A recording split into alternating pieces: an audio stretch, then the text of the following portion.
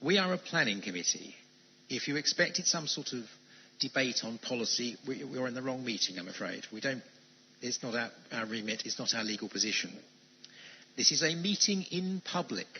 It is not a public meeting. There are 9 public speakers, local members, etc., plus the members of the committee and the officers, all of whom have a time and allocation, all of whom are briefed. We are a quasi-judicial committee. We have legal rules, planning policy, planning Acts of Parliament and the National Planning Policy Framework. Should there be disruption, which I'm sure there won't be, because I'm sure you will all be polite and respectful to each other. We have noted the difficulties at Dunsfold at the exhibition. We do have the power to clear the room. We will use it if necessary, or ask people to leave if they are disrupted. Please be respectful. It's much better for everybody if we do this sensibly, calmly. We are here in many ways as the referee, so please don't let your side down. Right, at that point, apologies for absence and substitutions. We have apologies from Keith Taylor, Andrew Povey, Mary Angel, and Barbara Thompson is substituting for Keith Taylor. Minutes of the last meeting. To confirm the minutes of the last meeting held on the 7th of August. Can I sign those as a correct record? Is that agreed? Petitions, we have none. Public questions, none. Member question time, none. Any questions there? Declarations of interest. Don't think anybody has a pecuniary declaration of interest. Which brings us neatly to the main business of the day, which is the Minerals and Waste application RE 18-02667. Horse Hill well site, Horse Hill, Hookwood, Hawley, Surrey. An update sheet has been tabled and emailed to members prior to the meeting. Hopefully you've all had a chance to read that and see it. This is an application for the retention and extension of an existing well site HH1 and HH2 and vehicular access to allow the drilling of 4 new hydrocarbon wells and 1 water re-injection well, construction of a process and storage area, tanker loading facility, new boundary fence, well maintenance workovers and sidetrack drilling and ancillary development for the enabling of production of hydrocarbon from up to 6 wells for a period of 25 years. The committee visited the site on the 5th of September and 6 committee members and a substitute member were attended. So, right, on to public speakers. We have 5 members of the public speak on this application for 3 minutes each, and we'll invite James Knapp to start. Come over.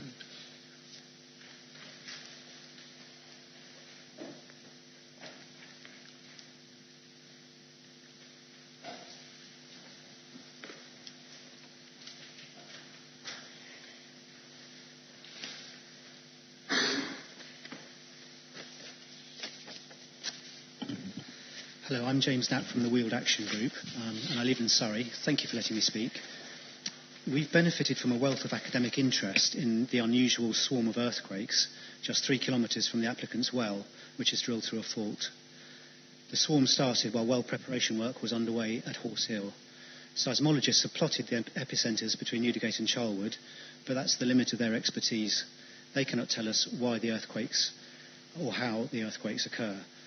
The Edinburgh School of Geosciences were able to go further because they have specialists in structural and petroleum geology, seismic surveying of the deep underground, practical engineering of boreholes, and expertise in pore pressure effects on stress transfer. They report that the faults are critically stressed, so just small pressure changes will cause earthquakes here. However, the officer's report does not address the earthquakes at all. You may have been told that this is because activities that take place below the surface, such as drilling and extraction, are regulated by other regulatory regimes, so are not the remit of this committee. But that's not true in this case. The HSE applies to safe working practices on site. The EA never refuses a permit for a hydrocarbon development. The OGA looked the other way at the Newdigate swarm inquiry and haven't even insisted that the applicant carry out the mandatory new seismic surveys in their pedal retention area work plan. None of them want to take responsibility. So are you, our elected local representatives, really going to pass on this?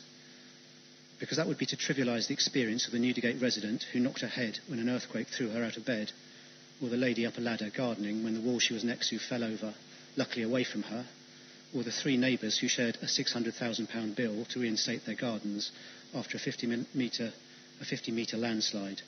It's a miracle that no one has been seriously injured or worse. Edinburgh University say, 1.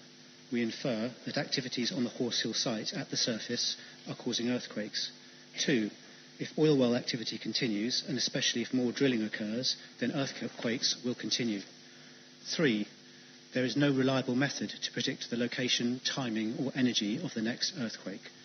To conclude, because the earthquakes were triggered by surface activity at Horse Hill, this activity is subject to planning, and it has already caused injury and considerable damage, also at the surface, which is where you, the elected councillors, have a duty of care.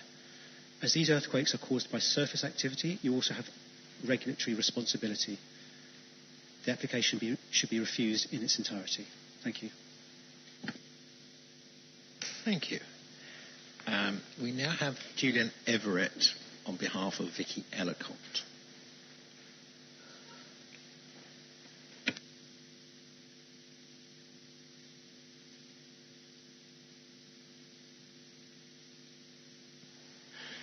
Chairman, councillors, thank you. I'm reading out this statement on behalf of Vicky Ellicott for the World Action Group. Surrey County Council has declared a climate emergency and is now working on its climate action plan. At the launch of the new Surrey Climate Commission, Councillor Mike Goodman, Surrey's Cabinet Member for Environment and Waste, said, "It's time we need to wake up. It's time for change. Residents are asking us to do this." Against that backdrop, you are now considering a business-as-usual application to extract fossil fuels for the next 25 years, something which would take us right to the end of the target period for achieving net zero carbon emissions in Surrey. If this goes ahead, where else are you going to make all those necessary cuts? Do councillors really feel they have all the information necessary to justify a decision which so obviously runs counter to their own strategy and plans? This application is not the change which residents are asking you to make. The applicant says its greenhouse gases are insignificant. What independent verification has been conducted to validate those claims? A High Court judgment in February was based on a recent report which shows that scientific recommendations have substantially changed recently on this matter. Greenhouse gas emissions, particularly methane from onshore oil and gas sites, are typically underrepresented, sometimes by as much as half. Also, figures provided by the applicant don't include any emissions from actually using the oil once it's taken off site, so the cumulative total impact is without question massively underestimated. You might also note that all the references to climate and energy policy and legislation in the officer's report are years old. They do not reflect the current scientific consensus position and disregard a large body of information which is now available in the public domain. The applicant is asking you to believe that oil is somehow a bridge to a low-carbon economy, as though it's possible to put out fire with more fire. Well, government policy, which previously included a presumption in favour of onshore oil and gas, was thrown out by the courts earlier this year. The government's own vision for transition to low carbon is based on gas-fired power stations, offshore wind, nuclear and smart energy. There is no oil bridge. All there will be are yet more stranded assets seeking a taxpayer bailout once society transitions to renewable energy. Next month, you're most likely to be sitting here listening to another oil application, this time at Dunsfold. Then potentially Leith Hill yet again. Then iGas at Dunsfold. Is this the way forwards? What are the cumulative impacts of all the fossil fuel expansions? When will we finally say enough? All our efforts in Surrey on recycling, transport and other positive initiatives as part of the Greener Future inquiry will be utterly pointless if these applications get the go-ahead. Finally, to the question of fracking. The applicant says no fracking is being proposed here, on a point on which the officers agree. But what about other forms of unconventional drilling? Angus Energy has just withdrawn from Brockham, saying they couldn't extract commercially from the Kimmeridge without unconventional techniques like acidisation. That same Kimmeridge layer is the target here at Horse Hill. So how come this case is so different? Have you got absolute assurances that this is 100% conventional, that no stimulation of any kind will ever be involved? We are urging you to turn this down. You don't have the necessary information on which to base a properly informed decision, and the long-term impacts are too serious for Surrey and our climate. Thank you. Thank you. Lynette von Kaufmann.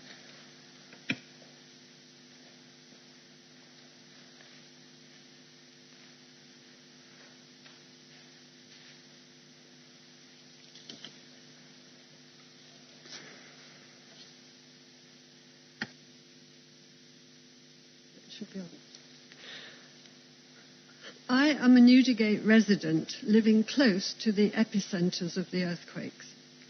Before the 1st of April last year, there had been no earthquakes in the Newdigate-Charlwood area. Since then, there have been no less than 172 recorded tremors, and they still continue. Just last week, there were 2 with magnitudes of 1.1 and 1.2. Residents have felt 13 of the earthquakes. The largest, a magnitude 3.2, was reported by 1,600 people to the BGS. My experience of the quakes is that you hear a loud, explosive bang, followed by the house shaking for several seconds. Damage to property has been recorded, mostly cracks in walls and brickwork. We have had damage in our own house. Residents are very worried that insurance premiums will go up and house prices will fall. A recent paper by Dr. Stephen Hicks concluded that, based on current evidence, the earthquakes are natural and not induced. But scientific opinion is divided, and other experts believe that surface activities at Horse Hill are causing the earthquakes. There have been many coincidences between the tremors and the well activities. Whatever the cause, can it possibly be wise to drill 5 more wells, particularly horizontal wells, so close to a critically stressed fault? If oil well activity continues, imagine the number of earthquakes that may occur when 7 wells are in operation. Even small earthquakes can cause structural damage over time. Groningen in the Netherlands is one such example. After years of small earthquakes, houses began to collapse. Over €1 billion has been paid out in compensation. Don't let this happen in Surrey. I feel strongly that the decision should be deferred until conditions of operation relating to earthquakes are included. And these should include a full 3D seismic survey, a traffic light system, ongoing seismic monitoring, full disclosure of the operating logs, and provision for compensation for damage. Surrey County Councillors have a duty of care for the safety and well-being of their residents, and the precautionary principle should be applied. Thank you. Thank you. Pat Smith.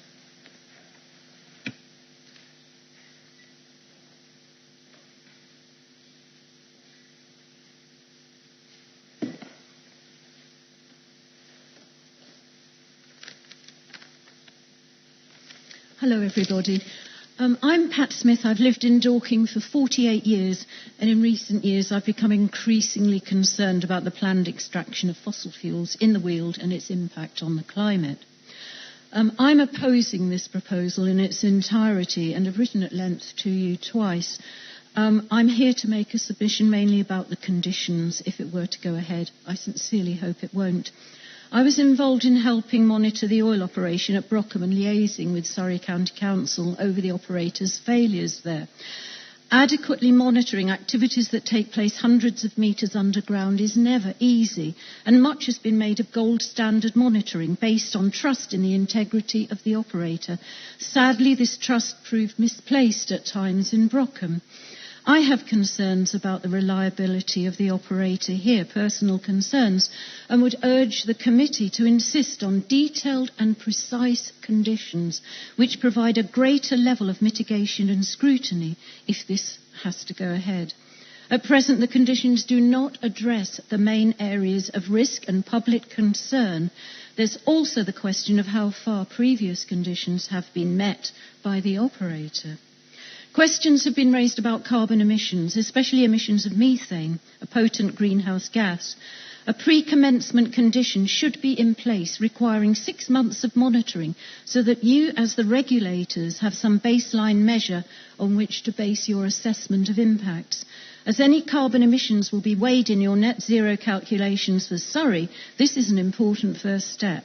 Methane monitoring throughout the life of the project and during the abandonment phase should also be required.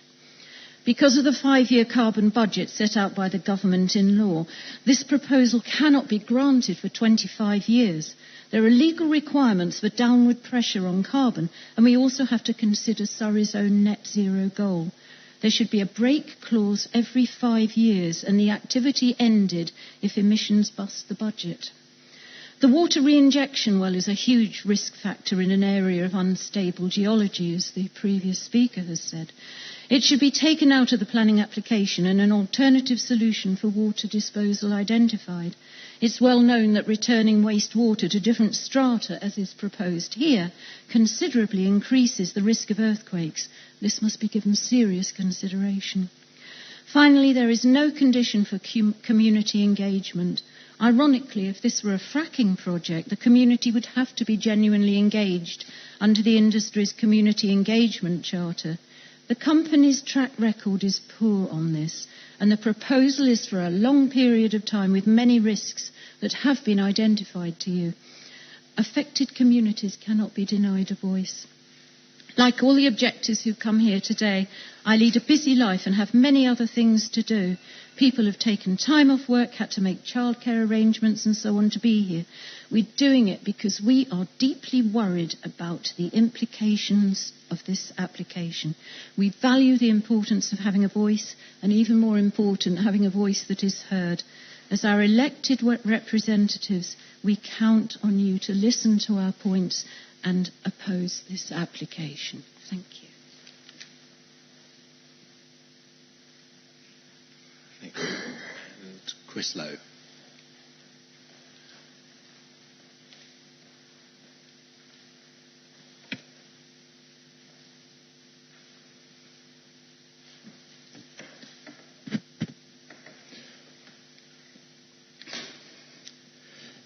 Good morning, ladies and gentlemen.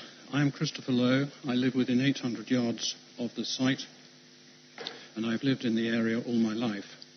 This application raises important issues that will go rumbling on for years. The legal context has changed. The authority is now bound to consider climate change science. The report says you can rely on government to manage climate change measures. However, the Stevenson case last December declared several government pronouncements and a key provision of the NPPF illegal. Your officer's report seems not to acknowledge that this has happened, and I doubt that you are on safe legal ground. We ask you to take independent legal advice. As politicians, you have endorsed the net zero carbon target by 2050 for Surrey County Council and are seeking to reduce emissions, so no plastic cups downstairs. Would a permission now for fossil fuel extraction until 2044 be consistent with that? Technological developments are presaging profound changes in the market for fossil fuels, whether transport or power generation or probably lubricants, and this will accelerate. But you are about to grant an irreversible permission for 25 years. These things sit uncomfortably together. Without apparent evidence, the report assumes the financial resilience of the applicant to operate at Horse Hill, to clean up any problems, major or otherwise, which may emerge long after the applicant has left the site and probably after the company has been wound up. You resort to the landowner. What happens if the landowner cannot pay? Or if problems occur in 40 to 50 years' time, as they can? Or outside the footprint of the site, so it's not the landowner, it's other people? Who do you expect to pay, if not you? The report does not propose that the applicant arrange a bank bond in favour of the authority. The report does not address the likelihood of any serious problem, nor quantify any of the costs. We ask for a condition that a bond is provided so as to protect the authority. The report treats earthquakes as a responsibility of another agency. We merely ask for a condition that seismic monitors stay in place to measure further quakes. It's BGS who are providing them, but could you please ask for them to remain in place? The world is changing fast. The planning framework within which you operate seems to duck many of the issues that the modern world faces. Post-Paris, post-Stevenson, post-2050 net zero target. And we think this decision could look uncomfortable in years to come. Thank you.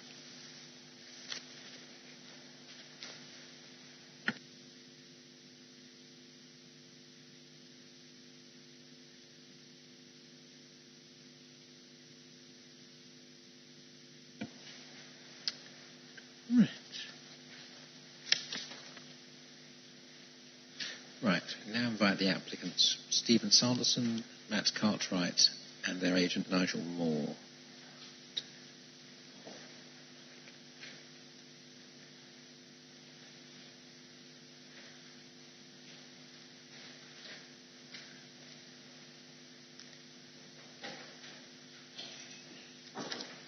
You have up to 15 minutes.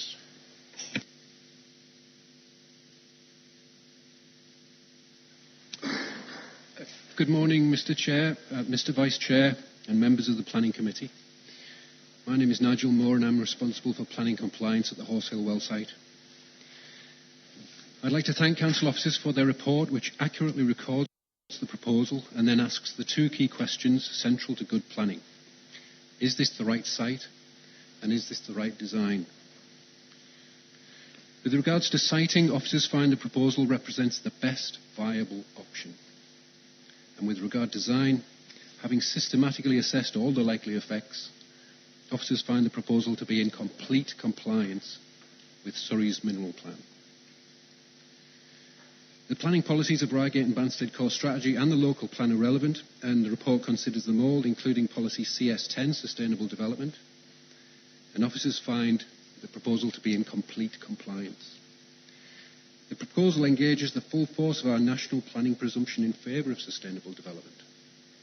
Applying this presumption means that a proposal in complete compliance with the development plan should be approved without delay.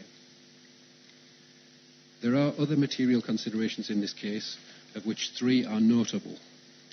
The first is the issue of national security and the vulnerability of the UK economy to the volatility of import dependency. EU national energy policies are designed to provide resilience, but policymakers are having to play catch-up to respond not only to global events, but the tensions closer to home. Brexit and the scenario testing of Operation Yellowhammer reveals that disorderly exit could see a halving of Britain's emergency petrol reserves. However, this must be seen in the context of the UK's energy security strategy, which is clear when it warns that the security of our energy supplies should not be taken for granted. Domestic production of the kind proposed at Horse Hill will strengthen the UK's resilience against energy supply shocks and price fluctuations over which we might otherwise have no control. The second consideration is climate change and the UK's recently adopted 2050 net zero emissions target. The government were criticised for not bringing this target forward to 2025, but this would have required drastic changes to the way we use gas to generate our energy and oils to lubricate our industry and keep our transport networks moving. What advocates of this tighter time frame failed to do was spell out how we plug the energy gap and what the industrial alternatives are for oil and its derivatives.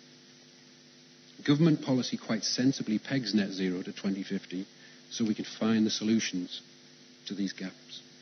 The goal is a future low-carbon economy. However, if we are to manage this transition without compromising current levels of prosperity, our government advises that oil and gas will have a significant role to play for some time to come.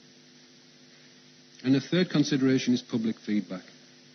Of the 1,658 representations made and reported in the committee report, 55% support the proposal on the grounds that modern drilling can be made environmentally acceptable and that Horse Hill is discreetly placed and well hidden. Having considered all these matters, officers confirmed that there is a national need for oil and gas, and that this proposal is not in conflict with the government's climate change agenda. Accordingly, the proposal presents precisely the kind of investment required if the UK is to make the best use of its mineral resources. Approving production at Horse Hill will make the UK more resilient, British business more competitive. It will lubricate our manufacturing base and keep our transport networks moving. And it will give us control over energy price and supply, which we can then use to meet the domestic needs of everyone in our society for heat and warmth. In summary, it is development for the wider public good and for the benefit of us all. And on this basis, I hope you can support the officer's recommendation. Thank you for your attention.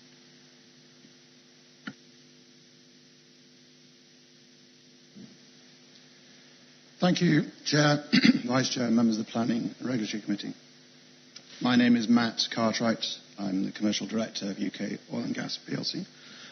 I've been a professional petroleum engineer for 36 years. I'm responsible within UCOG for planning and regulatory activities. The applicant, Horse Hill Developments Limited, is a subsidiary company of UCOG. The Horse Hill well site was constructed and the exploration well, Horse Hill 1, drilled back in 2014, 5 years ago. The well discovered oil, and it's important to note that it flowed the highest ever UK onshore rate for a discovery oil well. That was in 2016. UCOG considers that the Horse Hill oil discovery could be of national importance. Back in 2017, Surrey County Council approved a planning application involving further long-term testing of the Horse Hill 1 well and the drilling and testing of a new Horse Hill 2 and a sidetrack of Horse Hill 1. UCOG declared Horse Hill 1 and the Horse Hill oil field commercial in October 2018. This, of course, opened up the prospect of benefits for the local and national economies. I think it's important to stress, we've heard a counter-argument earlier, but it's important to stress that producing oil in the UK does have important benefits. Employment benefits, clearly, from the jobs it creates, tax revenues for all of us, and reduced carbon emissions. By producing oil locally, onshore, close to population centres, you reduce carbon emissions. The reason for that is you avoid the transportation of long pipelines and compressors for gas, super tankers for oil. That's all avoided. What we're seeking authorisation for today is up to 6 oil production wells, 2 of which will have already been drilled by the time we enter production, and a water re-injection well, a low-pressure water re-injection well, with an extended Horse Hill site where we add a little more area for the production facilities themselves. There are 2 key objectives in the design of the production facilities. The first is the most efficient use of land. Clearly, we want to minimise our footprint. We're using what's called directional drilling, and that allows us to access a large area of oil reservoir beneath the site itself. So we don't need multiple sites. We will have one site. Secondly, the most efficient use of resources.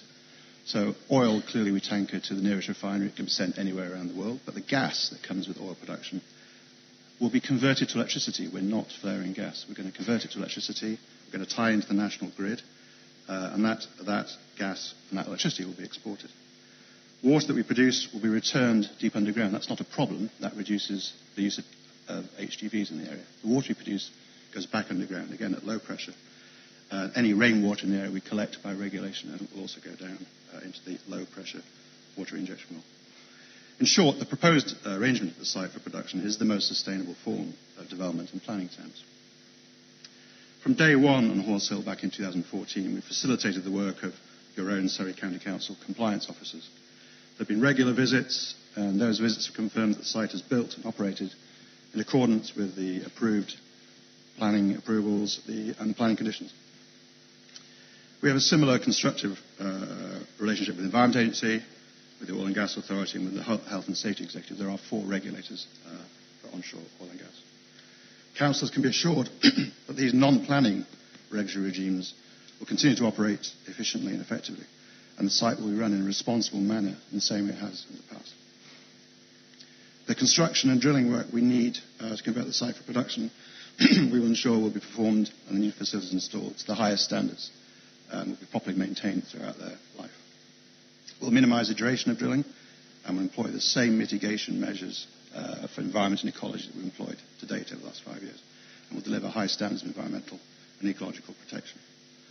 Once we're in production, the HGV movements, heavy goods vehicle movements, will be largely limited to the oil tankers for export of the oil production. Those will not be significant versus the existing traffic flows in the local road network, and they will reduce over time as oil production declines. It's been mentioned today about the series of minor earthquakes in Newdigate. However, 3 leading independent seismology specialists from 3 different universities, led by Imperial College London, have concluded these were naturally caused and are unrelated to operations at Horse Hill.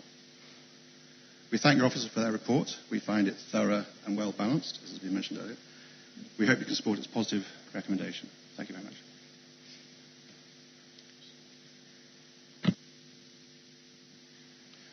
Good morning, Mr. Chairman, members, ladies and gentlemen. My name is Stephen Sanderson. I'm a professional geologist of 38 years standing, and I'm the Chief Executive of UK Oil and Gas, a company whose purpose is to provide essential supplies of indigenous oil and gas to the UK.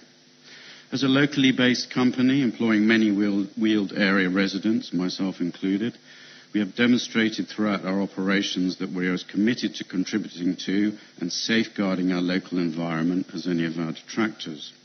As you saw in your site visits, we operate in a professional and orderly manner in full regulatory compliance.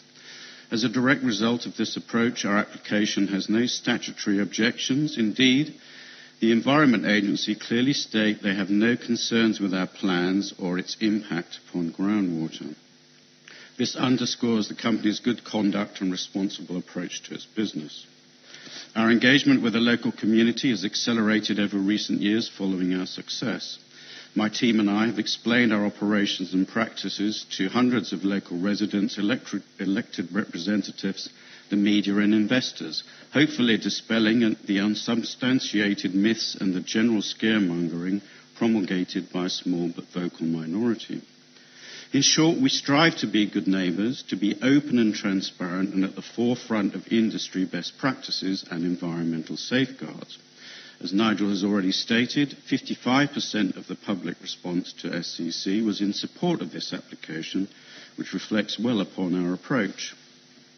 Whilst the committee report states that the adverse effects of oil production at Horse Hill would be minor, in contrast, the benefits would be significant and of national importance to the economy. The Portland oil pool alone could easily generate sales revenues of around £500 million if oil prices stay at their current levels. Importantly, I will ensure that the community and local economy share in the wealth created from Horse Hill. We will set up a rolling programme of community benefits during the productive life of the site. The spending priorities will be for local people to decide, but we will liaise with the community and councils at all levels to ensure that our Horse Hill neighbours benefit.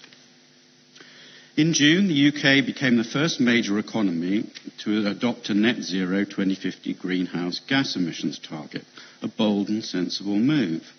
However, national policies acknowledge that the alternative technologies and products required to meet the net zero target are in their infancy, meaning that we need oil and gas during this period of transition if we are to maintain current levels of prosperity. You might think, therefore, that zero carbon means the UK will no longer need oil. Not so. Whilst 50 to 50% of UK daily oil consumption can likely be replaced by electric vehicles, and I believe burning oil in vehicles is a waste of a precious resource, some 20% is used in Britain's significant aviation industry, and most crucially for the future, 30% or so, around 300,000 to 400,000 barrels a day, as feedstocks to make key materials and products where oil is not simply combusted. Such materials include the lightweight composite bodies, tyres and electric cabling in electric vehicles and aircraft, wind turbine blades, a plethora of items used in the NHS, such as sutures, drip bags, tubes, and, of course, computers, phones and appliances. Even Greta Thunberg endorses the use of modern oil-based products by sailing in a high-tech yacht made of strong, lightweight, oil-derived carbon fibre composites and unrippable Kevlar sails. In my view, a post-2050 world without such products is neither sustainable or sensible. nor is it correct in a possible post-Brexit world to put the brakes on hydrocarbon development and rely wholly upon imports. Worryingly, the UK is experiencing oil supply side constraints like never before. North Sea oil has declined, and our import dependency is set to almost double in the next 12 years to 65% of predicted demand.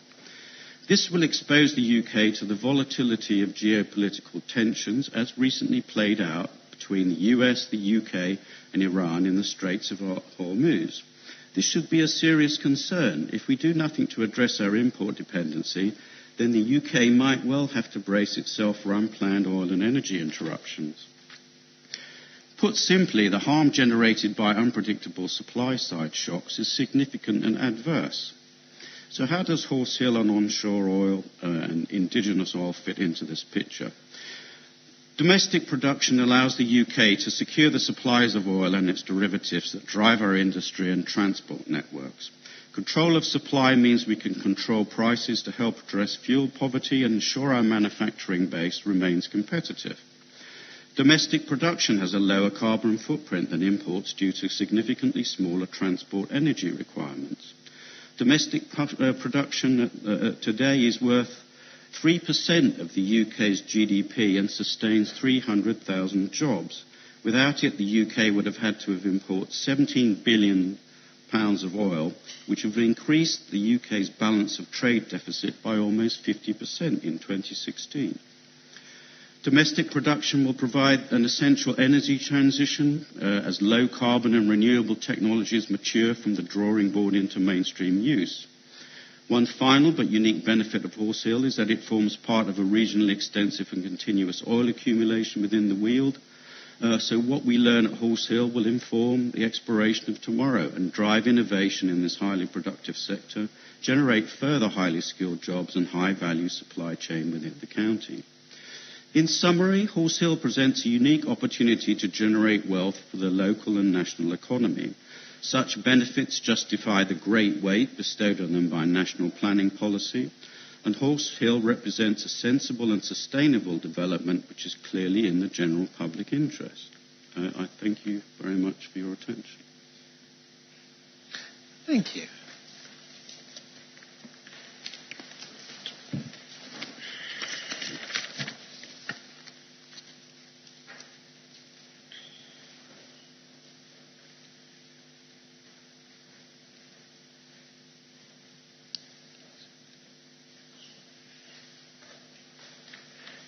The application site is on the borders of two county divisions, so there are two local members. I have a statement from Kay Hammond, who is the member for Hawley West, Salfords and Sidlow, which I will read. It has recently become apparent that the financial position of the applicant may be somewhat less than ideal. I agree with the concerns raised by Salfords and Sidlow Parish Council about the finances of the parent company, UK Oil and Gas, who are now 85% of the applicant, Horse Hill Development Limited. UCOG has just brought 35% of HHDL for £12 million, financed by cash and ordinary shares, plus a £5.5 million convertible loan. The terms of the convertible loan are to issue shares at a 10% discount to their market price at the time of conversion over the next 2 years. This is commonly known as a death spiral convertible, defined in Wikipedia, as the effect it has on the share prices to constantly drive it downwards. It has been a condition of previous permissions for work on the site that the land must be reinstated, and the same is included in the summary report for this application. If the financial position of the applicant is as feared, and oil extraction rates are less than expected, or if a negative event occurs, the applicant may find it nigh on impossible to meet the costs of an environmental reinstatement conditions. It must be remembered that the environmental impact of a negative event may extend well beyond the boundaries of the site and incur considerable extra expense to rectify. Salford and Sidlow's Parish Council wrote to explain the reasons for this concern and why it's essential for a bond to make sure funds are in place to pay for any costs of meeting conditions if permission is granted for any further operations on this site. The value of any bond should consider the timescale of this site and be adequate for the full reinstatement of the site at any time within the next 25 years. Paragraph 205 2.2e of the National Planning Policy Framework says bonds or other financial guarantees to underpin planning conditions should only be sought in exceptional circumstances. I would respectfully suggest there is a good reason to believe such exceptional circumstances may exist. When the financial position has been independently scrutinised, a fully informed decision can be made as to whether permission should be granted and if a bond is required as a condition. Failure of the applicant to reinstate the site would leave an environmental black hole in the greenbelt. The County Council must take their decision on all the relevant information, and as at the moment much of the financial information is not clear, I would therefore ask the committee to defer the decision on this application until the financial position of the applicant has been clearly established. A commercial organisation must not be allowed to play roulette with the environment when there is a clear and considerable risk that the county and ultimately Surrey's taxpayers will have to pick up the bill. The second local member is Helen Clacken, Vice Chairman of the County Council, and I ask Helen to address the meeting. Thank you very much, Chair, and can I thank all the committee for making me welcome. I am an ex officio non-voting member of this committee as Vice Chairman of the Council, but I am speaking today as the neighbouring County Council for the division of Dorking Rural to this application, because my residents have expressed their concerns over this application on a number of issues. But I do want to particularly focus on, having listened to some very good speeches this morning, I would like to focus on the experience that we've had over the last few years of the earthquakes, which I have myself personally experienced. I live at Russ Hill in Charlwood, and, we had ornaments that fell off shelves and pictures that fell off walls, and it was indeed a very frightening experience. And what I would like... I wrote to Chairman, you and officers, and asked whether or not a condition could be placed for the applicant to continue to undertake the financial support of seismological monitoring throughout this application, and to commit themselves to stop production should there be further earthquakes of, say, 2.5 and above, whilst they investigated this. Now, officers have responded to me to say that this is not a possible condition on this application because it is, in fact, the responsibility of the Oil and Gas Authority to control and monitor induced seismicity falls. But I would like the committee to consider that if they feel that it would be reassuring to local residents that they do actually ask the developer to voluntarily take on this responsibility to monitor further earthquakes and to take some action should there be earthquakes of above 2.5. And I don't quite know how we can do that, but it would be, I think, a really great move for the applicants if they did come forward with this. As I say, the experience that we've had of these earthquakes is quite considerable. It is quite frightening. And although we've had these reports from both sides, one that says there's a connection and now one that says there isn't, expert evidence is expert evidence, but it's not what we experience, in fact, in the community. And we now don't really feel any more assured by the fact that we've got two conflicting reports than where we were when this all first started. I understand that, the applicants have actually met a lot of the challenges that have been made by local residents and local authorities and members, and they've come to the application with a lot of those problems solved. But this particular issue about further seismological monitoring has not been addressed, and I think it would be really, if it's possible at all, for this committee and as us elected members to apply to the applicant to voluntarily undertake this obligation. I think it would add reassurance to residents locally. Thank you, Chairman.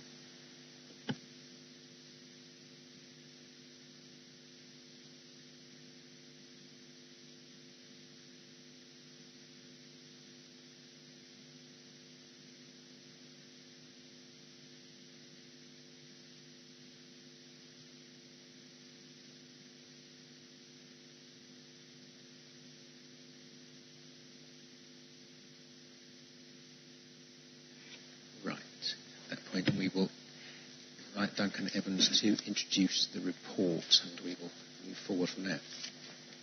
To you. Thank you, Chairman. Right, some of the information I'm about to put forward is just going to be a repeat, but just bear with me as I read through this. There are 3 stages involved in the development process for onshore hydrocarbon extraction, which are exploration, appraisal testing and production.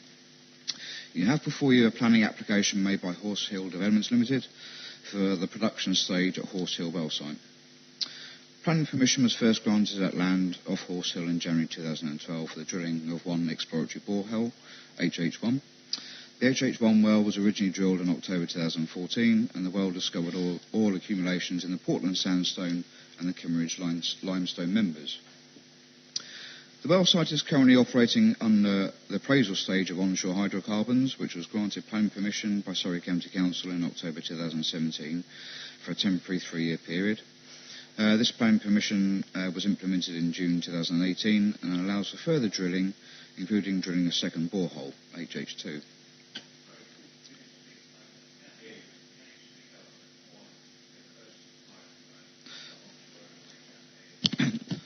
Sorry, Councillor. Thank you.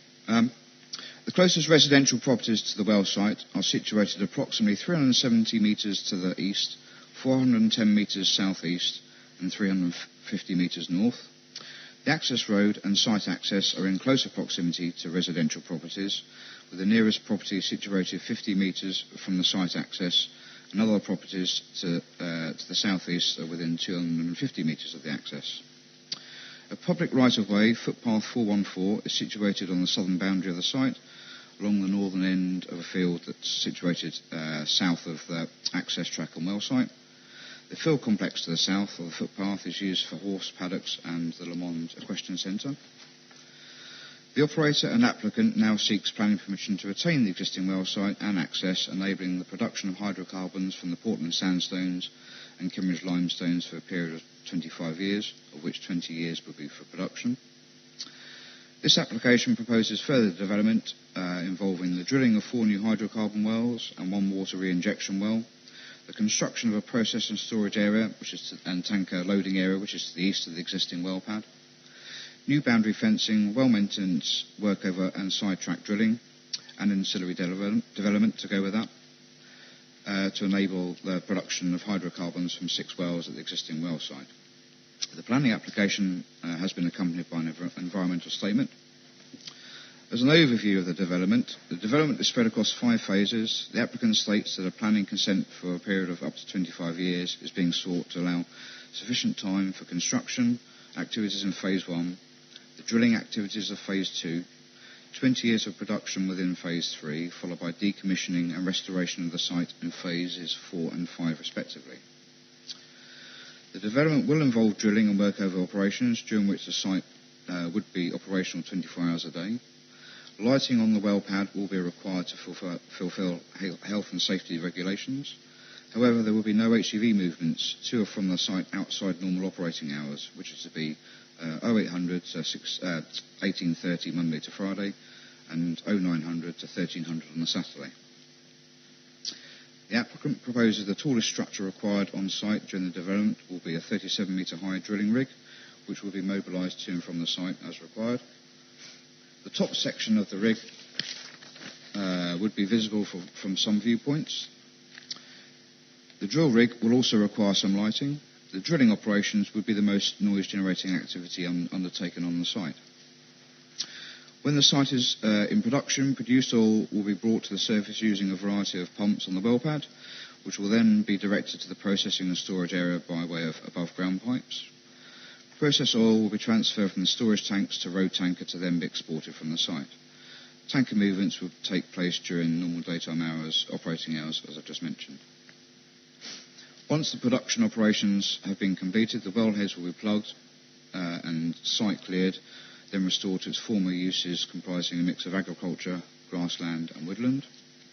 Strong public interest has been shown in this application, with at the time of writing approximately 1,667 letters of representation received, which roughly 55% are in favour and 45% against the proposal. Petitions have also been received on the application. The local parish councils, residents and local action groups have raised concerns in respect of various planning issues, which include highway and HGV traffic implications, air quality, noise, lighting, groundwater and surface water, landscape, ecology and pollution control, and climate change. Other issues have been raised which do not fall under the remit of the planning remit in relation to this application. An extensive consultation has been undertaken for this application. None of the technical consultees have raised objections to the proposals. In respect to the report, the key section of the report covering the planning issues for the proposal are transport impacts set out in paragraphs 153 to 186. And as a summary from that, the development will have up to 20 HGV movements per day across the majority of the development. There would be exceptions, being during phase 3 production, where up to 32 HGV movements per day are proposed for a 4-month period, and up to 24 HGV movements per day for a period of 24 months. All HGVs would access the site from the south only, from the junction of Horse Hill and the A217.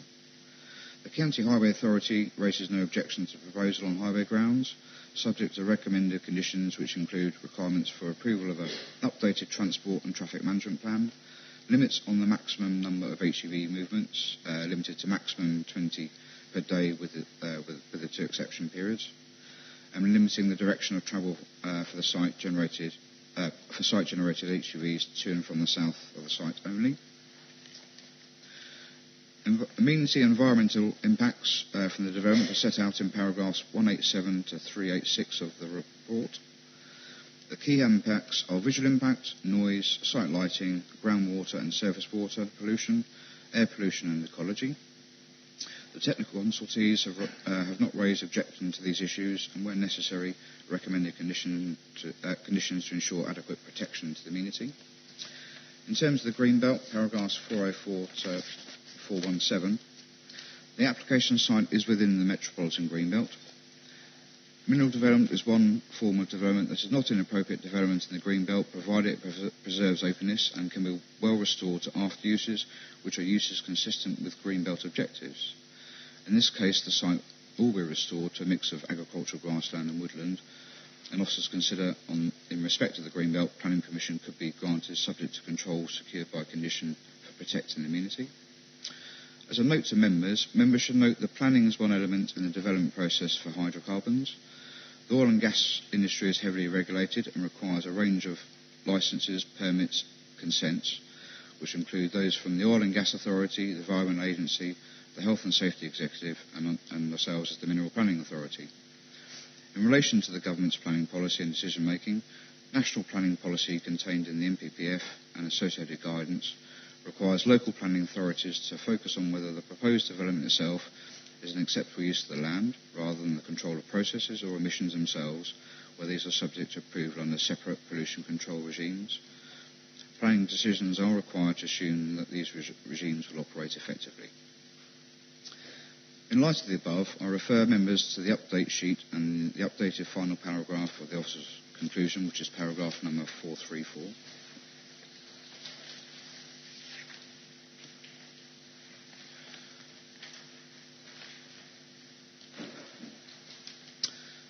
And to reiterate the paragraph, having had regard to the environmental information contained in the environmental statement, national and development plan policy, consultee views and concerns raised by local residents objecting to the proposal, and taking into account need, officers consider that, subject to the imposition of conditions together with controls through other regulatory regimes, the development would not give rise to unacceptable environmental or amenity impacts, and the development is consistent with the NPPF and the development plan. Accordingly, officers' recommendation is to permit the planning application subject to conditions set out in the report and the update sheet. Thank you, Chairman. Thank you. Right. Bernie, first questioner. Now, I do understand that seismicity is not strictly speaking a matter for the planning authority, but what I'm not clear on is whether the fallout of such activity might fall under Surrey County Council's remit in the long run. And that's something I would want to understand, and whether that was within, therefore, the remit of this committee.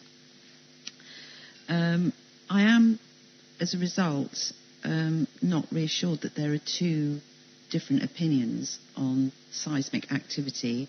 And whilst I think the applicant said, or someone said today, that there were three that viewed it one way and University of Edinburgh viewed it another way, that doesn't, to me, necessarily confirm that the one thought overrides the other. So I'm not quite understanding how the weight of opinion fell, and I haven't got evidence of why the University of Edinburgh's opinions were put to one side on this. Therefore, if providing, I guess, an answer about where the remit might fall of the fallout of seismic activity, should it be proved, I would probably wish to go with the ideas of Councillor Clack about continued monitoring, maybe a 3D seismic survey, and strict adhesion on behalf of the applicant to maintain a mandatory seismic survey throughout the period of the 25 years. That is my first question. I'll leave it at that for the time. I think that's really good.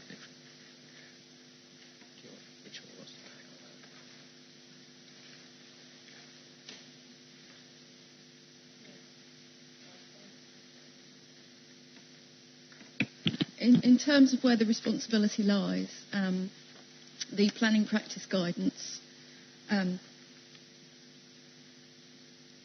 determines which regulators are responsible for which elements of hydrocarbon development. And mineral planning authorities grant permission for the location of any wells and well pads and impose conditions to ensure that the impact on the use of the land is acceptable. The responsibility for assessing risk of and monitoring seismic activity sits with the Oil and Gas Authority, who are the successors to the Department of Energy and Climate Change in respect of hydrocarbon development. That doesn't quite answer my question. I think there's another bit. There's a second part to that. On the back of, obviously, the concerns of residents and the earthquake activity, a workshop was set up by the OGA, obviously, as their duty to investigate seismicity. And they did invite all the experienced engineers and geologists from around the country, which included the professor from Edinburgh, and included the British Geological Survey, who are the UK independent survey body who are actually recording and monitoring the site as we speak. They produced results of that workshop, and then there was a second paper, which I think was referred to, which was signed up by 3 universities, concluding that there was no connection with the oil and gas operation with the earthquakes, and they concluded that they were naturally occurring. So I don't know if that answers your question in terms of this debate about one evidence and the other one. But the planning practice guidance goes on to say that mitigation of seismic risks falls to the OGA, usually through the licence consent regime, and that's to help to mitigate seismic risks. And as we know from other parts of the country, the OGA has powers to stop and monitor and control induced seismic activity, and that's why it falls outside the planning remit.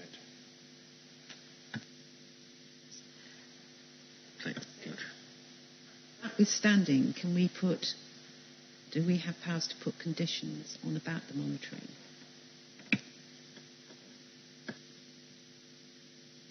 It goes beyond our remit really under planning, and we have to, as the case officer mentioned, we have to rely on other agencies and other controls. The oil and gas industry is heavily regulated by the Oil and Gas Authority, the Environment Agency, Health and Safety Exec, and ourselves, and it's the combination of all that regulation, and we have to rely on other regulation bodies to control these matters. Penny, then Stephen. Penny. Thank you, Mr. Chair. So if we are to accept that the earthquakes are happening naturally, then surely we therefore have to accept this is an earthquake zone. And this applicant is going to be drilling for oil and gas in an earthquake zone.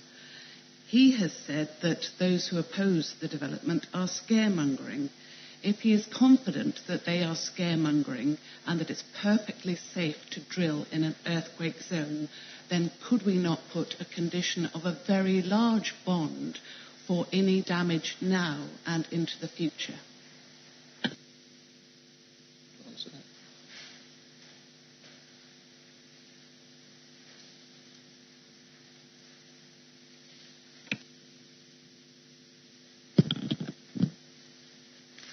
The permit to drill is issued by the Oil and Gas Authority, and as we've already explained, it falls under their remit in respect of seismicity and ensuring that the operations are acceptable given the geology of the area.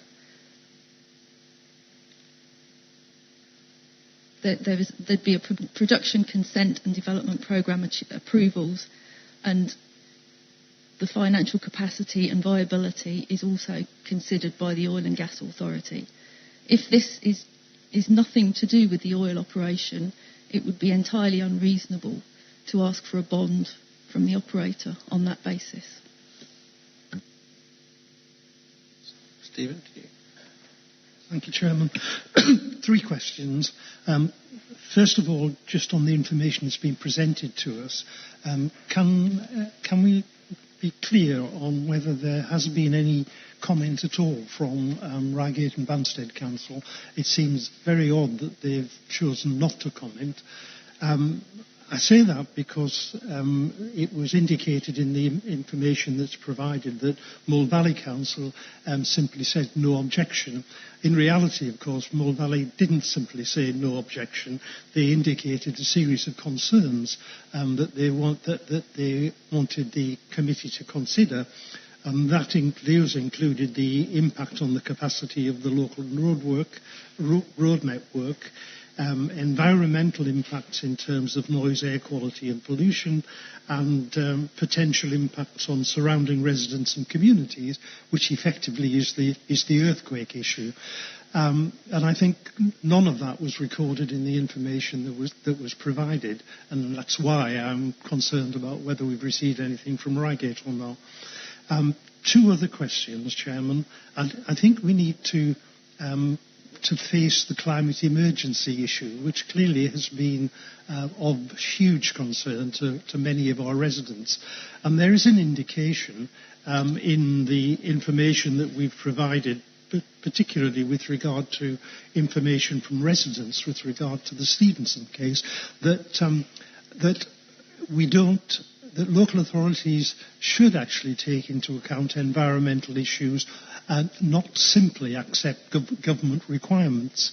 And I'm just wondering whether, in the light of the climate emergency that we have declared in Surrey County Council and a number of other authorities, we shouldn't actually be looking at the question of need, because need over a 25-year period, I think, is somewhat different from the criteria for need that's set out in government policy. Now, we don't seem to have addressed that issue at all, and I think it's important that we should. And finally, with regard to the earthquake question, I think we need to be aware, committee needs to be aware, that there is huge local concern, and that's already been expressed. The committee, the council, has received 2 petitions of 700 signatures, again, which has not been mentioned in terms of the information provided, and that is only part of the local concern that's been generally expressed. And it does seem to me that if we give permission to go ahead to drill, and there is proved to be a link between drilling and the earthquake problem in due course, we need to we need to do it the other way around, in a sense. We need to have the information from the authority, the Oil and Gas Authority, with regard to earthquakes before we give permission for drilling. And I think there might be a case there for deferral until we're in that situation. Right. Got 3 different, or possibly even 4 questions, I suspect, actually. But thank you, Councillor Cooksey. In respect of Reigate and Bantry Council, you're absolutely correct. They've not commented on the application. They've been chased up several times, and they were given a sort of an ultimatum, and we've not had any response. In respect of Mole Valley District Council, when they wrote, they raised the comments. The comments are topics that are going to be covered in the report. So in particular in highways, as I mentioned earlier on, that was one area I mentioned. Conditions have been imposed for regulating the likely impacts of highway and traffic movements. In respect to the wider amenity impacts, which covers noise, lighting, air quality, pollution, there are also a range of conditions set out that have been recommended, which include from Environment Agency, or other technical consultees for geotechnical issues, plus matters that have come through from our own lead local flood authority. So that's looking at sort of groundwater pollution, surface water pollution, also flood risk and those elements, and there are conditions attached for tackling those.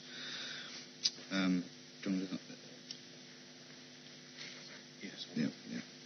I'll hand over to my colleague Stephen Jenkins for the sort of the information element of that. In terms of the climate emergency that Surrey's adopted, as it's already been said, we have to determine the application in accordance with the development plan and government policy. Until that is in government policy and in the development plan, then it's not within the planning remit. In terms of your reference to the Stevenson case, legally it was a way of striking out a paragraph in the MPPF, so that it's not relevant in terms of we never discussed it in the report. So and there's plenty of policy in government policy to support the oil and gas development. I don't know if our legal team want to add to the legal status of the Stevens case in terms of the framework.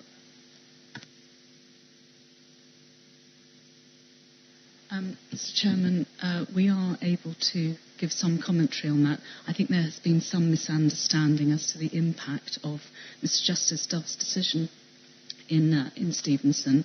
Helen Forbes, who is another planning lawyer in our team, we've discussed the whole thing together and we've formulated a response which she's going to give. So, Helen, if you want to. Thank you. So, the Stevenson case, the court found that the consultation exercise... Sorry, there we go. The court found that the consultation exercise undertaken prior to revising the National Planning Policy Framework to add paragraph 209A relating to shale fracking was unlawful because, firstly, the Secretary of State was not undertaking the consultation at a formative stage. 2, he had no intention of changing his mind about the substance of the policy. And 3, he had failed to take into account scientific evidence put forward by the claimant, bearing upon a key element of the evidence base for the proposed policy and its relationship to climate change effects.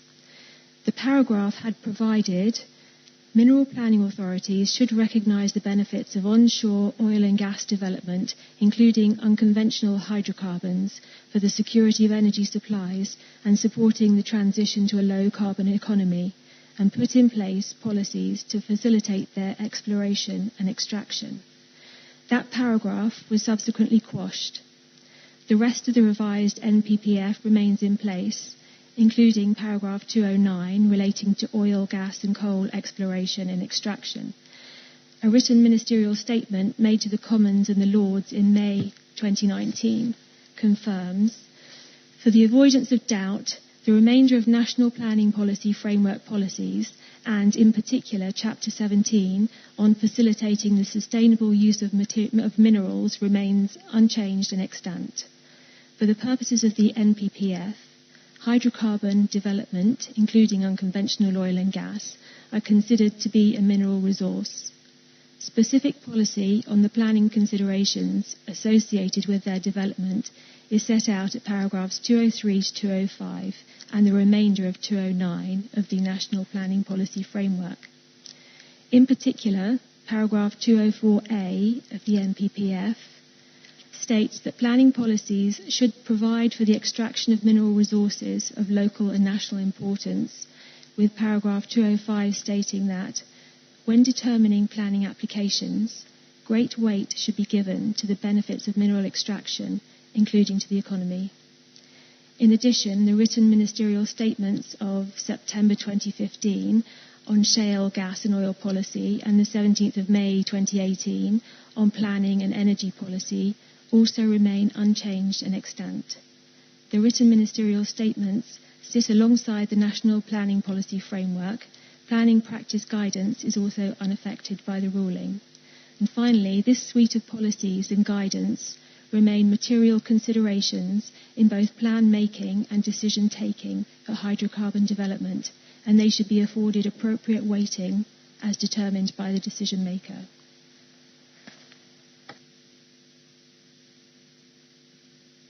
Mr. Chairman, I hope that's helpful. That's extremely comprehensive, yes. Right. Sarge. Sorry, do you have back to the third question about earthquake information and the OGA. I have to reiterate what it says in the planning practice guidance. It does fall outside of planning remit. We have to rely on the OGA. We work with these other agencies, and we have to rely on that forum really to get the information they're monitoring from themselves. And as I said, they have the powers over seismicity as opposed to when we don't have those powers. Sarge? Thank you, Chairman. I am quite at a loose end with this, the earthquake. I mean, everybody raises the earthquake question, and my two colleagues have made suggestions. It would seem that, we are Surrey, this location is in Surrey County Council, and should, God forbid, the last disaster happens, we'll be picking up the pieces, everything will be under review. So, it is something that needs addressing, and I don't want to be a part of something that I've approved that later on we actually regret.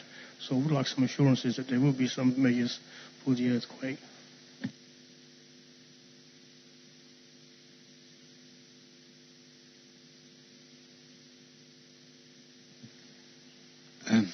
So if the evidence before us and the British Geological Survey are saying these are naturally occurring earthquakes, then we, as a planning authority, can't really do much about that.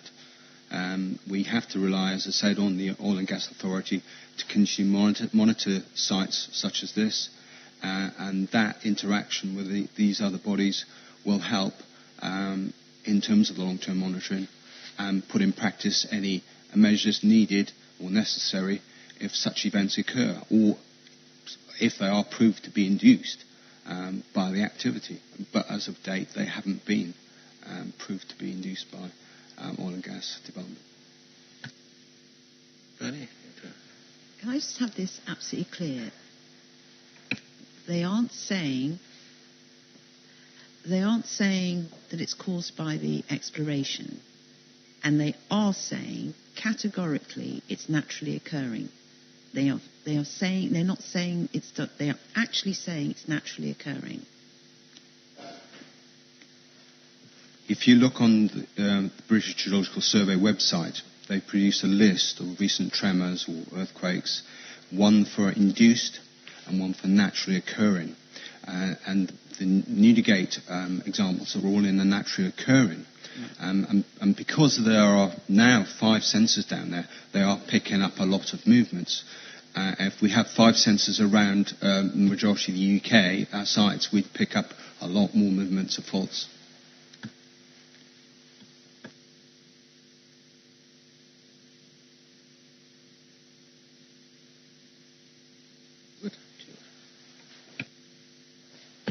Thank you, Chairman. Firstly, officers, thank you for the arranging the site visit. Incredibly useful and answered many of the concerns I had, not least about traffic movement coming in and out of the site and hours of working, light pollution, items such as that. I think that last answer was actually very clear on the earth tremors, earthquakes, whatever you want to call them, and I assume, and it may well be in the report, and apologies if I missed it, that the sensors will remain. I think that was one point. I also listened very carefully to the speakers and to, in particular, Mr. Sanderson. We live in very difficult times, and I think, quite frankly, the protection of this country has got to be the primary function of government and local government, come to that. And part of that is protection of power supplies. Allied with the government policy, and it is a policy and an aim and it's a target on carbon reduction and zero emissions, which this Council has endorsed, and it's a motion I put forward to my own Council to continue with that. But this is a journey. It is not starting now. We cannot switch the lights off. Well, we would switch the lights off if we switched off all the power. We have to be cognizant of it is a journey, it is a target, it's an ambition and an aim, and a very laudable one at that, and it's one we have all got to work for. So I'm afraid that, provided that the sensors are going to remain, and I think we have to accept that we have to work towards zero emissions for my grandchildren, their children actually, when I come to think of it with their age, but going forward. The only point I would rather make is the interesting one that Pat Smith made, and I know she's a Dorking resident, that she said there was no provision for community engagement, where Mr. Sanderson said that there was, there has been some engagement. Now, whether that is adequate is another question mark. And I know we can't put it as a condition, but I do wonder if the officers would allow an informative, given that Mr. Sanderson has quite clearly and quite publicly said they would increase this, they would step this up, they would improve, there will be further monies coming into the community to generate wealth and generate employment, whether we could have something in way of an informative on there to encourage them to not stick to the word that sounds rude, but to progress and move forward with greater community engagement. And, the officers have quite clearly set out our roles. We have to be cognizant of our roles as a local authority, as a planning authority, and in this case, as the county. And we need to be reading the report and listening to the officers' statements with that in mind. Thank you, Chairman. Rose. Thank you, Chairman. And I'd like to echo what Edward said, but I would have made it a lot shorter. Have we got any areas that we could, that this sort of thing happens where there aren't any oil wells or anything? Have we got anything to compare the natural occurring earthquakes in Surrey itself, which would be an interesting fact. I note that we've received nothing from the arborologist, and I do know that, well, I think I remember, that the right-hand side of the site was an ancient wood beyond a fence. So that surprises me that nobody's come back with regards to that. A lot of people are worried about the water, the pollution to the water, but Sutton and East Surrey and Thames Water have not sent anything in whatsoever.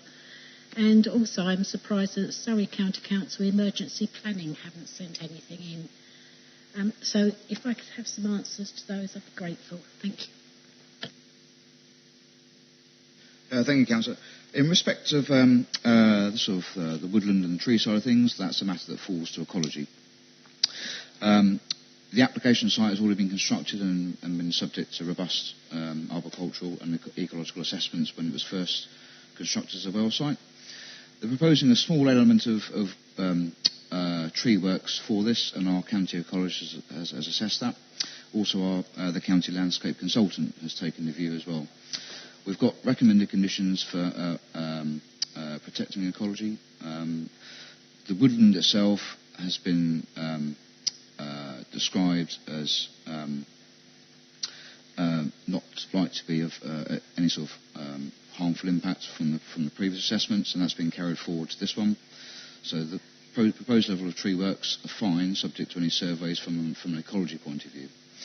And then we've got further matters when it comes to landscape and ecology management plans further down the line, and similarly for restoration proposals as well, detailed restoration proposals, which would require landscape planting schemes to replace sort of trees, and then obviously the agricultural grassland and planting out the woodland. So there are measures there to secure that in the future. And in respect of water, so groundwater and groundwater pollution, surface water pollution, the Environment Agency are pretty much the lead authority for pollution control matters, and they've been consulted on the application. They've raised no objections, subject to a condition requiring a surface water management plan, and the lead local flood authority of requiring something similar for managing sustainable urban drainage systems, so we will have a drainage scheme in place for those. And so back to the Environment Agency, they will be running their own separate permitting regime for the site, and the applicant will have to apply for a separate licence for that element. Sutton and Surrey Water, from their point of view, would be their interest would be for any water supplies the site might be requiring if it's on a large scale. Thames Water, again, are just consulted as a matter of sort of public courtesy, but they've chosen not to respond. But they have been consulted all the way through, right from the exploration stage, appraisal stage, and now the production stage. So both those consultees have been consulted in the past. Ernest. Thank you, Mr. Chairman. Well, I'm going to follow Edward's example and just speak more generally on it. I don't have any specific questions. I would just like to say, as with other members, I've read all of the objections that have come through on the email. Most of us have been on 2 visits to this site, and of course I've read the agenda. I will speak on 3 particular points. 1 is the domestic situation, 2 national policy, and 3 on planning. But first I would just like to say that the applications for this kind of activity are, as explained fully in the agenda, come in 3 stages: exploration, appraisal and production. But the simple fact is, I don't really understand why exploration and appraisal should be separate. They ought, in my opinion, to be one. I think that's just a bit of bureaucracy. But never mind that. The fact is that the exploration and appraisal stages which we have approved predicate production if, in fact, that production is possible. If it's not possible technically, then, of course, it doesn't take place. But to a large extent, in my opinion, the production phase doesn't necessarily depend a great deal on planning, or at least, in fact, it's not looking to planning as being a natural area for refusal once exploration and appraisal have been approved. Now, on the domestic front, as I've said in this committee before, we live in a high quality Western society. Everybody here turns on their cooker, they get gas or electric, they turn on their heating the same, they get into their transport, mostly personal transport, and travel around Surrey. And all of this, of course, depends on having the actual fuel resources available. Now, I'm older than some of you here. I was brought up on a farm, no electricity, no water, no sewage. Our fuel on that farm came mainly from the pollarding of willow trees. The work on the farm was by horse, and the local transport was by pony. Things have changed, and they are very different today. And the problem seems to me that today there's a much higher standard of living, but it also seems that those who have the expectation of this higher standard of living expect the facilities which provide that standard of living should be located next to someone else. And this is quite often the really big problem we have on this committee with regard to waste disposal, quarries, oil, or any actual activity that contributes to our standard of living, but people who are next to it don't like it. But I'm afraid to say that this is the if you like, what we have to stand by or stand for in relation to the standard of living that we have. Now, on national policy, it is quite clear that national policy, that wherever possible, we should produce our own resources. Certainly we are, all of us, hopefully, into climate change or lower carbon situation. But the key point which has been made by the applicant and by other people and in the agenda is, of course, that although this may not be the major contribution to our oil and gas resources or use in this country, nevertheless, any contribution actually affects the carbon imprint.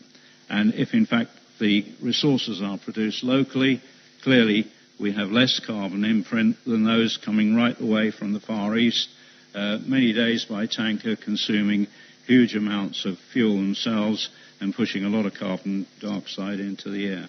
So from a climate situation, whereas we are obviously trying to reduce our oil and gas use, as the agenda says, this is clearly going to go on for quite a long time. We can't suddenly, Edward made the point, we can't pull the switch. If we do, the lights will go out and that will be it. So we have to have oil and gas for a considerable period of time, and this is part of it.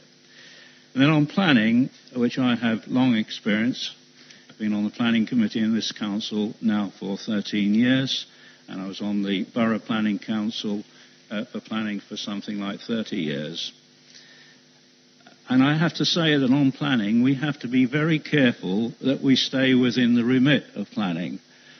We have our legal officers here, and I've no doubt they are quite capable of telling us that if we exceed the situation of our remit on planning, then we are in trouble. Because imagine going to appeal on this application and facing up to an inspector and starting the discussion about earthquakes and also who's responsible for what, and it immediately will actually slap you down on appeal on the basis that if the Oil and Gas Authority are responsible for that and you are not, then you should not be putting anything to do with that as a refusal or deferral or anything else in your decision-making process. And if you do, you will not only be slapped down, but you will have massive costs against you.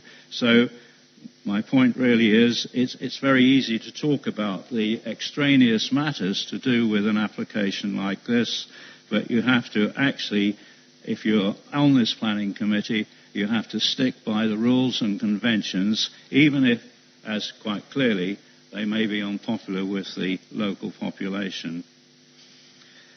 The other point I'd like to say on this from a planning point of view is, of course, that the comments, both support and objections, and the considerations at the exploration and appraisal stage on this application are very much the same as those for the production phase. There's very little difference. I would suggest that 95% of the reasons for refusal or permission on the exploration and appraisal stage are the same as for production. The only real difference comes in this particular application. They need a bit more land. They're going to put a bit more equipment on the site. And, of course, the main situation would actually come on the road network. Well, we're told in the report that it's basically 16 at the most. At the major point of the production, it would be 16 HGVs in and 16 out. Well, you can probably work that out at about 2 an hour. So it's hardly going to affect the road network.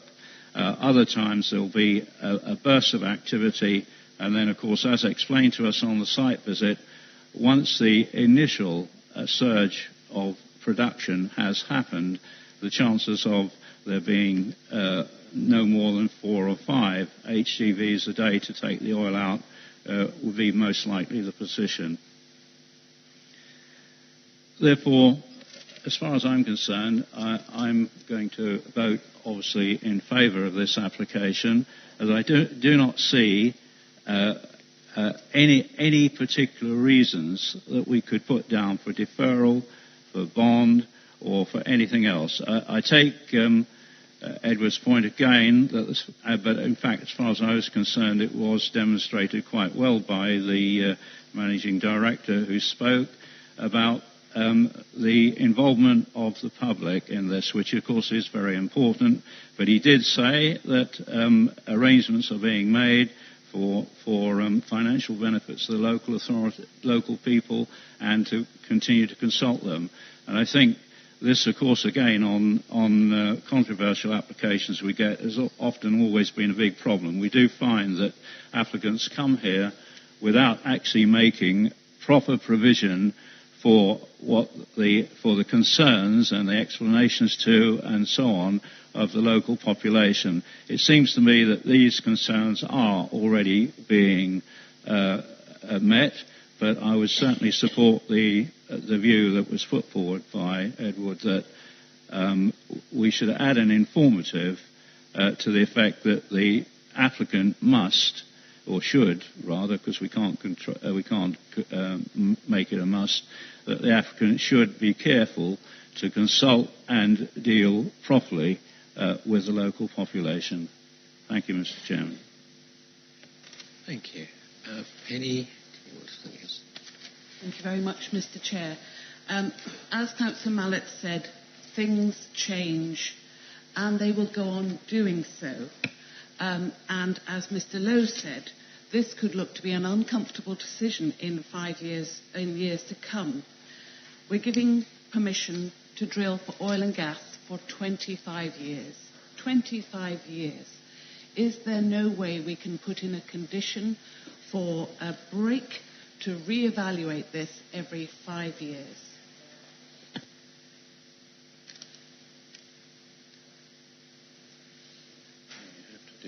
Under the Environment Act, there's a requirement to review mineral planning permissions every 15 years and to update the conditions to bring the conditions up to date to that time, because obviously it recognises that there is a long time between a planning permission being granted and 15 years hence.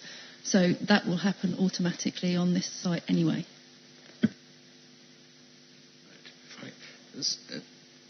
I'll come back. Can I just ask Stephen a question? You mentioned deferral earlier on. Are you intending to move that, Stephen? Are you going to move deferral? You mentioned deferral. I think I will. I think there is a strong case. And I do think we've got this the wrong way around. My view really is that local people and this committee need to have clear assurances about the earthquake situation before we give permission to drill. We're being asked to give permission to drill and then hope the oil and gas people will actually indicate to us at a later stage that the earthquake issue isn't a significant one. I think local people need the assurance about the earthquake situation prior to us giving permission for drilling. And I would add, Chairman, that a deferral would also give us the opportunity to look at this question of need in terms of 25 years, and I think that is important. So the reason you'd give for, right, would you have a seconder for that? Right, thought you might. The reasons you would give for deferral? So, the officers and the lawyers get this the right way round, and they're happy to. What reasons would you give? Planning reasons. Principally, Chairman, because I believe that the committee needs the assurance of the Oil and Gas Authority with regard to earthquakes, before it gives permission to drill. And I think that's a perfectly legitimate way forward.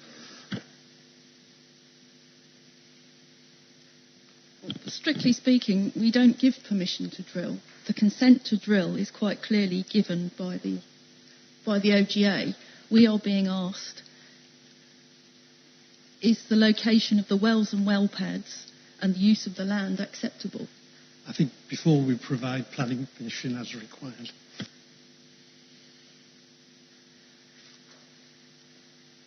It's not within our remit, as we've already explained. So to defer an application on the grounds of something that is not within our remit, I don't consider would be acceptable on planning grounds, and may well result in an appeal for non-determination in respect to this application.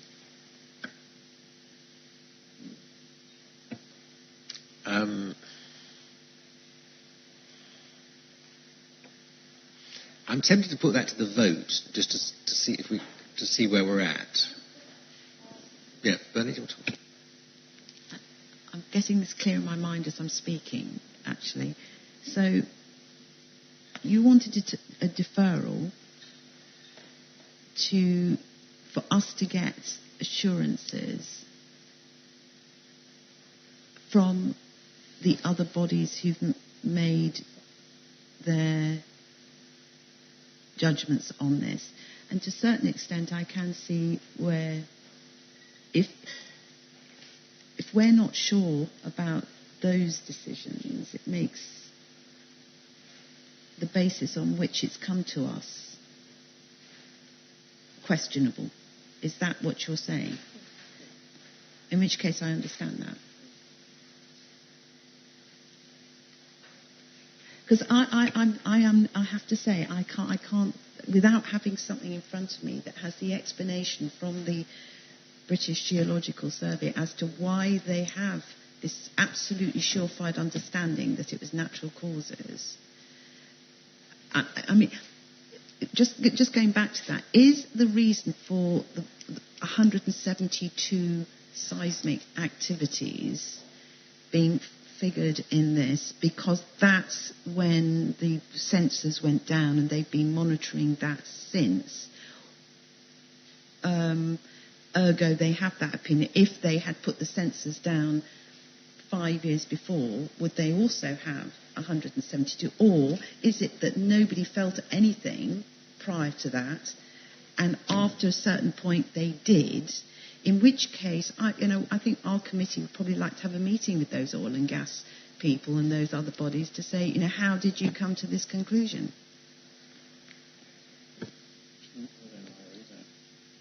The NPPF is quite clear that the focus of planning policies and decisions should be on whether proposed development is an acceptable use of land, rather than the control of processes or emissions.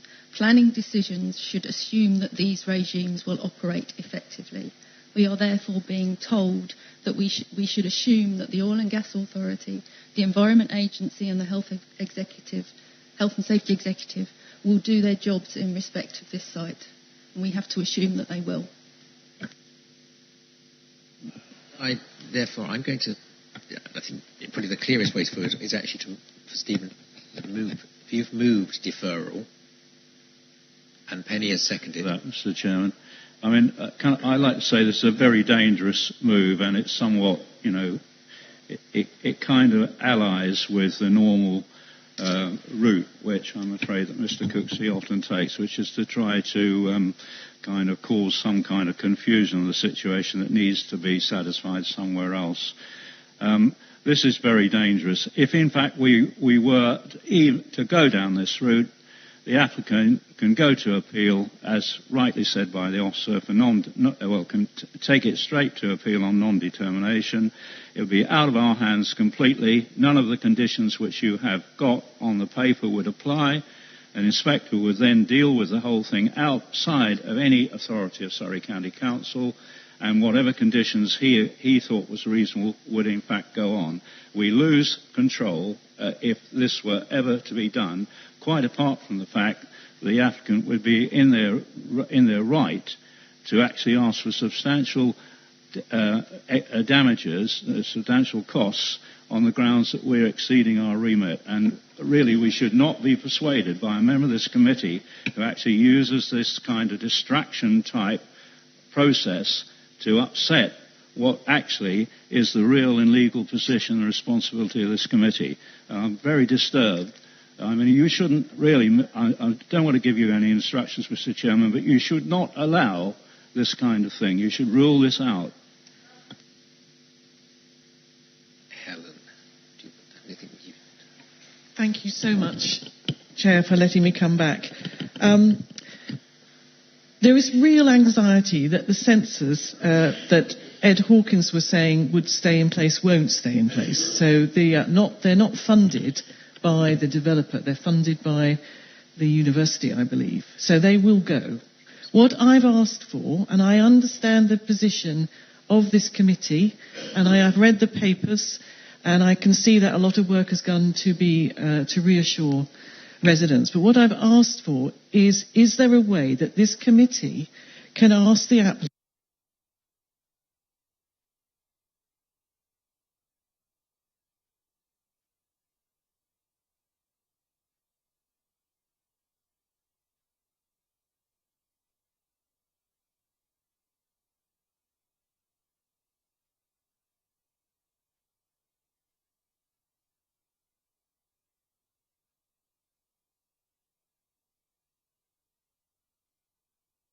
worried about is the future. I'm not asking, I've been quite clearly, officers have told me that these conditions cannot be put on this application by this council because we are not the licensing council. But we are the forum where people can come and be represented. I don't see that opportunity at the Oil and Gas Authority. It's here at the County Council. So I'm asking whether, maybe as an informative or as a letter from the chairman, that you write to the applicant to undertake the continued seismic monitoring of this development and cease production should there be a quake of such significance that residents feel very unhappy about that occurrence. And I think that would reassure a lot of my residents in Charlwood and Newdigate and those surrounding areas that have experienced this. It's a volunteer thing. If they're really serious about community relationships, these applicants, they will do this. You know, it wouldn't cost them anything in the scheme of the amount of money that I expect they were going to make. Thank you. We will hold on that. I'm going to therefore suggest that we actually go to a vote on Stephen's motion for deferral. Those in favour, please show. Right. Those against, please show. 7. Right. That's clearly defeated. Right. I think that clears the decks quite rapidly back to where Edward was a while ago. Right. We have a set of conditions. We have a very thorough report. But we have two areas. Edward has raised one and Helen has raised the other, where I think members would like informatives, and I suspect, from what I can see from the applicant, they are not unhappy. Edward. I thank Helen Hell, as she calls me, Ed Hell, for supporting my suggestion. I do feel, however, for us to put before the officers come in and put us down a level of disturbance in that informative is again taking us out of virus, and I think we maybe be best placed to seek to have some wording that it's a suitable level as advised by the pertinent authority or something along those lines. I'm looking at our solicitor and she'll correct me. Yeah. But I think I'm very keen to, I think for the clarification of where the seismic monitors come from, and I was still very keen to have those two informatives relating to the engagement and that, but for us not to be placing a level of activity ourselves, but leave that to the proper authority. Thank you, Chairman. Makes sense, I think. Right. How do we want to do this?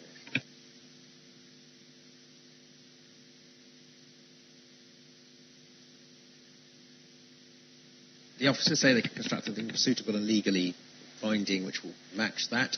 So, therefore, I am going to move the recommendation to permit the application RE 18026667/PON, subject to the conditions and informatives listed on pages 74 and 85 of the report and the amended conditions and reasons on the update sheet, including the additional informatives around community engagement and for the applicant to monitor seismic activity on the site in conjunction with the relevant authorities and other bodies, which leaves British Geological Survey and everybody to deal with whatever they feel is right within their remit.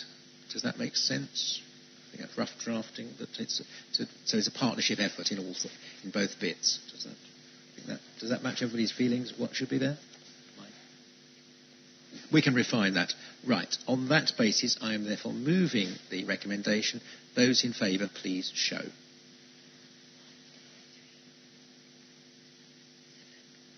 Those against? That is carried with the recommendations, amendments and informatives. Thank you all very much. The next planning meeting will be on the Wednesday, the 16th of October. Can I thank everybody for their participation?